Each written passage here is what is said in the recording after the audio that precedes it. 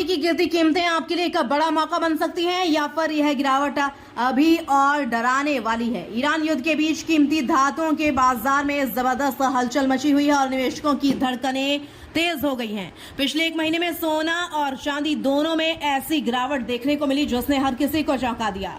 दरअसल 28 फरवरी से शुरू हुए ईरान पर अमेरिका और इजराइल के हमलों के बाद पश्चिम एशिया में तनाव लगातार बना हुआ है और इसका सीधा असर वैश्विक बाजारों पर पड़ा है। अब जरा आंकड़ों पर नजर डालिए। 29 जनवरी 2026 को सोना और चांदी अपने ऑल टाइम हाई पर थे।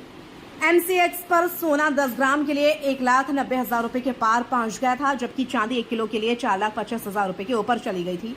लेकिन जैसे ही युद्ध का माहौल बना, तस्वीर पूरी तरह बदल गई। 28 फरवरी को यानी युद्ध के दिन सोना गिरकर करीब 1,65,000 रुपए पर आ गया और चांदी करीब 2,82,000 रुपए प्रति किलो पर पहुंच गई।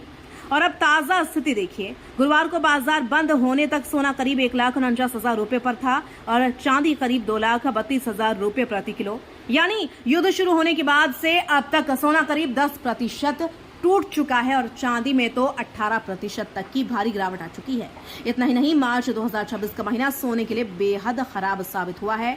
साल 2008 के बाद पहली बार मार्च में इतनी बड़ी गिरावट देखने को मिली है। करीब 13% की मासिक गिरावट, जो अक्टूबर 2008 के बाद सबसे ज्यादा है। अब सवाल उठता है, आखिर ये गिरावट क्यों? विशेषज्ञ इसके पीछे 3 बड़े कारण बता रहे हैं। पहला, डॉलर की मजबूती। अंतर्राष्ट्रीय बाजार में डॉलर मजबूत हुआ है, जिससे सोने चांदी पर दबाव बढ़ा है। दूसरा, ब्याज दरों में बढ़ोतरी की आशंका। महंगाई को काबू करने के लिए दरें बढ़ सकती हैं और इससे निवेशक सोने से दूरी बना रहे हैं।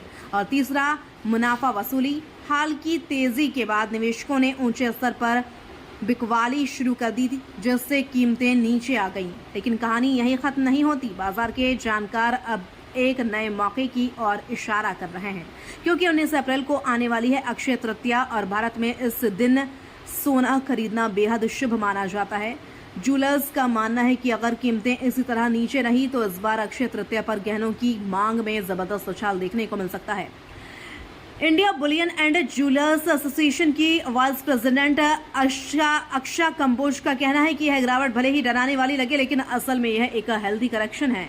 उनके मुताबिक अभी जो गिरावट दिख रही है वह मुनाफा वसूली का नतीजा है और लंबी अवधि में रुझान अभी भी सकारात्मक है।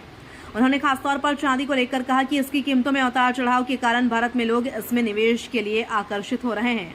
हालांकि उन्होंने निवेशकों को सलाह दी है कि चांदी में एक साथ बड़ा निवेश करने की बजाय किस्तों में निवेश करना ज्यादा सुरक्षित रणनीति हो सकती है। तो क्या यह सही समय है खरीदारी का? विशेषज्ञों का मानना है कि शॉर्ट टर्म में उतार चढ़ाव जारी रह सकता है, लेकिन जो लोग कम कीमत पर खरीदारी करना चाहते हैं उनके लिए यह एक सुनहरा मौका हो सकता है। कुल मिलाकर बाजार में अनिश्चितता जरूर है, लेकिन इसी अनिश्चितता के बीच छुपा है एक बड़ा निवेश अवसर। अब फैसला आपका है कि आप इस गिरावट को खतरा मानते हैं या इसे अपने लिए का सुनहरा मौका बनाना चाहते हैं।